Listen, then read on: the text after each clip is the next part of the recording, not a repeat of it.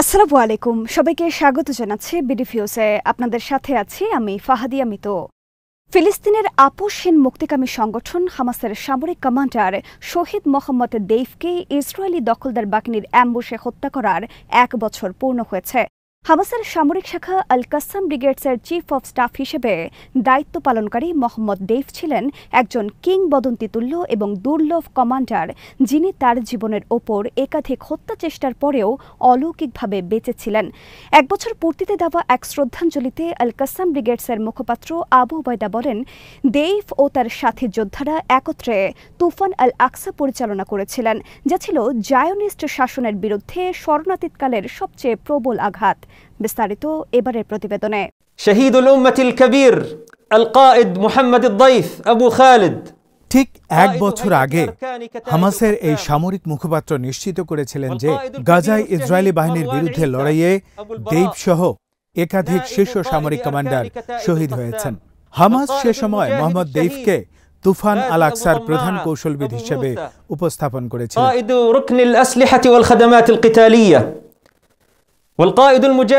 দেইফের সাথে আরও যারা শহীদ হন তাদের মধ্যে ছিলেন উপ মিলিটারি কমান্ডার মারওয়ান ইসা, অস্ত্র ও যুদ্ধ সরঞ্জাম বিভাগের কমান্ডার গাজী আবু তামা, মানব সম্পদ ও লজিস্টিক প্রধান রায়েদ থাবেদ, উত্তর ব্রিগেড কমান্ডার আহমেদ আল গন্দুর, কেন্দ্রীয় ব্রিগেড কমান্ডার আয়মান নফাল এবং খান ইউনিস ব্রিগেড কমান্ডার রাফে সালামা।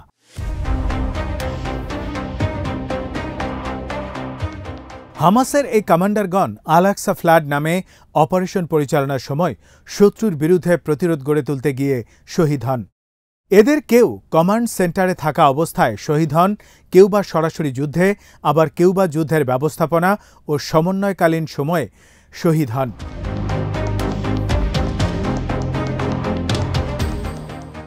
আবু উবায়দা এই প্রসঙ্গে বলেন, এই আঘাত ইসরায়েলের প্রতিরোধ ক্ষমতাকে স্থায়ীভাবে ধ্বংস করে দিয়েছে, জাতিকে ঐক্যবদ্ধ করেছে, ফিলিস্তিনের প্রতি বিশ্ববাসীর সম্মিলিত মনোযোগ ফিরিয়ে এনেছে এবং কয়েক দশক ধরে অবহেলিত ফিলিস্তিনি ইস্যুকে আবারও বৈশ্বিকভাবে গুরুত্বপূর্ণ করে তুলেছে। দেইফ পুরো জাতির মধ্যে সাহাবা ও ইসলামের প্রাথমিক যুগের মুজাহিদগণের স্মৃতিকে পুনরুজ্জীবিত করেছিলেন, যেমন হজরত আলী, খালিদ বিন ওয়ালিদ, আল মুসান্না এবং অন্যান্য বিজয়ী নেতারা। দীর্ঘ সময় তিনি এমন প্রজন্মের অনুপ্রেরণার উৎস ছিলেন যারা তার চেহারা জানত না, কিন্তু তার বিজয় ব্রিগেডের কর্মকাণ্ডে গর্ব করত। তিনি অন্য সব মহান নেতাদের মতোই পৃথিবীর সব মুক্তিকামী মানুষের জন্য এক উজ্জ্বল দৃষ্টান্ত হয়ে থাকবেন, হামাস তার বিবৃতিতে জানিয়েছে।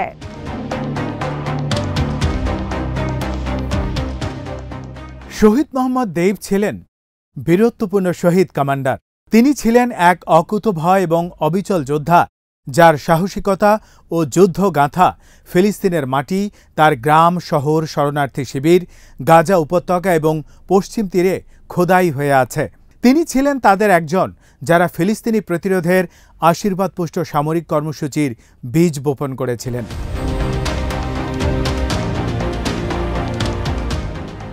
তার অন্যান্য শহীদ সহযোদ্ধাদের মধ্যে আছেন ইমাদ আকেল, জাকারিয়া আল শুরবাজি এবং সালাহ শাহাদা।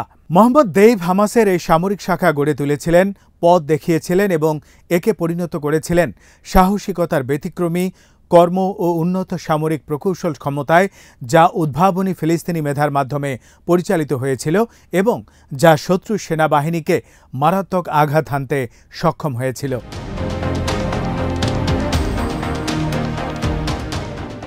মোহাম্মদ দেইফ, যার পূর্ণ নাম মোহাম্মদ দিয়াব ইব্রাহিম আল মাসরি, ছিলেন হামাসের সশস্ত্র শাখা ইজ্জাদ্দিন আল কাসাম ব্রিগেডের কমান্ডার।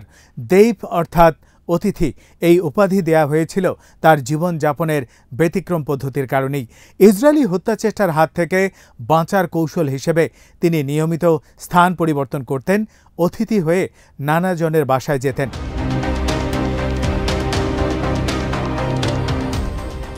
এই কারণে ফিলিস্তিনিদের কাছে দেইফ কেবল একটি নাম নয়, বরং মুক্তির একটি প্রতীক। ইসরায়েলি কর্মকর্তারাও স্বীকার করেছেন তিনি কখনো এক জায়গায় 2 রাত কাটাননি। 1965 সালে মোহাম্মদ দেইফ জন্মগ্রহণ করেন গাজার দক্ষিণাঞ্চলের খান ইউনিস শরণার্থী শিবিরে, যা 1948 সালে নাকবার সময় ফিলিস্তিনের জোরপূর্বক বিতাড়নের পর প্রতিষ্ঠিত হয়েছিল।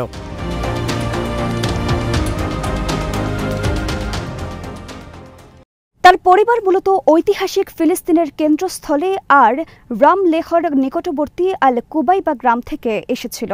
ইহুদিরা এই অঞ্চলে বসতি করার পর এই গ্রামটিকে সম্পূর্ণরূপে ধ্বংস করে দেওয়া হয়। তিনি গাজার ইসলামী বিশ্ববিদ্যালয়ে পদার্থবিদ্যা, রসায়ন ও জীববিজ্ঞানে উচ্চশিক্ষা গ্রহণ করেন এবং একটি বিজ্ঞান ডিগ্রি অর্জন করেন। ছাত্রজীবনে তিনি বিশ্ববিদ্যালয়ের শিল্প পরিষদের নেতৃত্ব দেন এবং থিয়েটারে অভিনয় করেন। 1987 সালে তিনি প্রথম ইন্তেফাদার সময় ইসরায়েলি দখলদারিত্বের বিরুদ্ধে হামাস প্রতিরোধ আন্দোলনে যোগ দেন। ইন্তিফাদা শুরুর 2 বছর পর 1989 সালে তিনি ইসরায়েলি বাহিনীর হাতে গ্রেফতার হন এবং 16 মাস ইসরায়েলি কারাগারে কাটান। পরে তিনি এক বন্দি বিনিময়ের মাধ্যমে মুক্তি পান।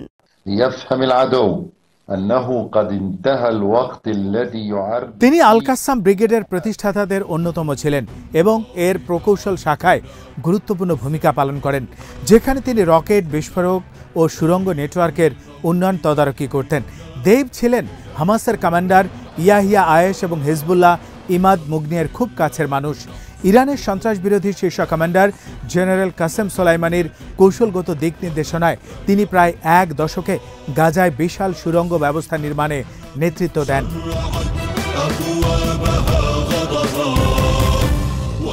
এই বিস্তৃত ভূগর্ভস্থ নেটওয়ার্ক পরবর্তীতে শত শত কিলোমিটার পর্যন্ত বিস্তৃত হয়, যা হামাসের প্রতিরোধ আন্দোলনের স্থায়িত্বে মুখ্য ভূমিকা রাখে এবং 2023 সালের 7 অক্টোবর আল আকসা ফ্লাড অভিযানের সাফল্য নির্ণায়ক প্রভাব ফেলে।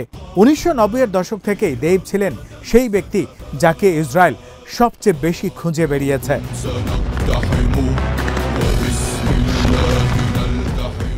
2000 সালে ইসরায়েলের অনুরোধে ফিলিস্তিনি কর্তৃপক্ষ তাকে কয়েক মাস আটক রাখে, কিন্তু তিনি প্রতিরোধ যোদ্ধাদের সহায়তায় পালিয়ে যান। ইসরায়েলি জায়নিস্ট কর্তৃপক্ষ এই পর্যন্ত কমপক্ষে 7 বার দেবকে হত্যার চেষ্টা করে, যার মধ্যে 4 বারই ঘটনাটি ঘটে 2000-এর দশকের শুরুতে। তিনি কখনো ডিজিটাল যোগাযোগ যন্ত্র ব্যবহার না করায় তাকে ধরা বা হত্যা করা সম্ভব হয়নি। কিছু অসমর্থিত প্রতিবেদনে দাবি করা হয় যে এসব হত্যা চেষ্টায় তিনি একাধিক অঙ্গ ও একটি চোখ হারিয়েছেন। এমনকি কেউ কেউ দাবি করেন যে তিনি হুইল চেয়ারে ছিলেন। তবে হামাস কর্তৃক প্রকাশিত তার শহীদ হবার পরের একটি অফিসিয়াল ছবিতে দেখা যায় তার উভয় চোখ অক্ষত ছিল। 2014 সালের অগাস্টে ইসরায়েলের গাজায় গণহত্যা পরিচালনার সময় একটি বিমান হামলায় তার গাজা সিটিস্থ বাড়িতে হামলা চালানো হয়, যাতে তার স্ত্রী ও 2 সন্তান সহ 6 জন নিহত হন।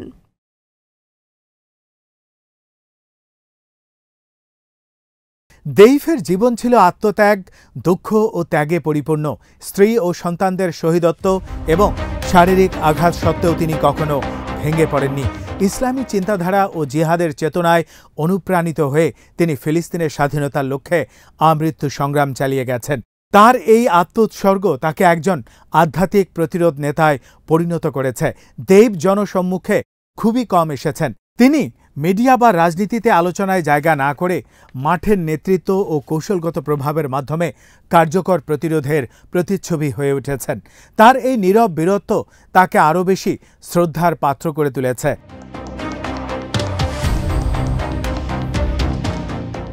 মোহাম্মদ দেইফকে ইসরায়েল বহুদিন ধরেই হত্যা করতে চেয়েছিল, কারণ তিনি ছিলেন ইসরায়েলি দখলদারিত্বের বিরুদ্ধে ফিলিস্তিনি সশস্ত্র প্রতিরোধ আন্দোলনের সবচেয়ে কৌশলী, দক্ষ এবং ভয়ঙ্কর প্রতিপক্ষ। আল কাসাম ব্রিগেডের প্রধান হিসেবে দেইফ শুধু প্রতিরোধের সামরিক কাঠামো গড়ে তোলেননি, বরং ইসরায়েলের নিরাপত্তা ব্যবস্থাকে বারবার চ্যালেঞ্জ করেছেন। সুপরিকল্পিত হামলা, সুড়ঙ্গ যুদ্ধে কৌশলগত বিজয় এবং রকেট উৎক্ষেপণের মাধ্যমে তার নেতৃত্বে হামাস এমন এক প্রতিরোধ গড়ে তোলে যা ইসরায়েলের অস্তিত্ববাদী নিরাপত্তার জন্য গুরুতর হুমকি হয়ে দাঁড়ায়।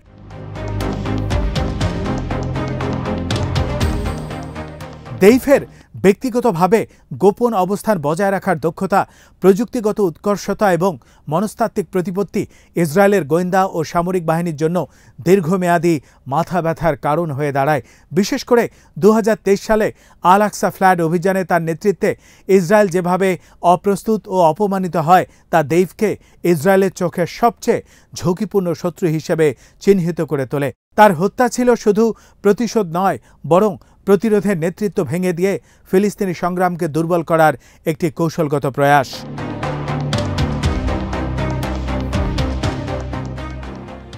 দেইভ খুব কমই জনসম্মুখে আসতেন বা বক্তব্য দিতেন। তার সবচেয়ে গুরুত্বপূর্ণ জনসম্মুখে বক্তব্য আসে 2023 সালের 7 অক্টোবর, যখন তিনি ঐতিহাসিক আল আকসা ফ্লাড নামক অভিযানের নেতৃত্ব দেন। হামাস টিভির মাধ্যমে দেওয়া ভাষণে দেইভ বলেন, তিনি ইসরায়েলি শাসনকে বারবার সতর্ক করেছেন যেন তারা ফিলিস্তিনিদের ওপর অত্যাচার বন্ধ করে, বন্দীদের মুক্তি দেয় এবং ফিলিস্তিনি ভূমি দখল থেকে বিরত থাকে। তিনি বলেন, এই অভিযান ছিল ইসরায়েলি আগ্রাসন এবং আল আকসা মসজিদের নিপীড়নের প্রত্যক্ষ জবাব। তার শহীদ হওয়ার ঘোষণা আসার পর ফিলিস্তিনি গণমাধ্যম 1994 সালের একটি পুরনো ভিডিও প্রচার করে, যেখানে দেখা যায় দেইভ এক ইসরায়েলি সেনাকে বন্দী করার ঘোষণা দিচ্ছেন এবং শেখ আহমেদ ইয়াসিনের মুক্তির দাবি করছেন।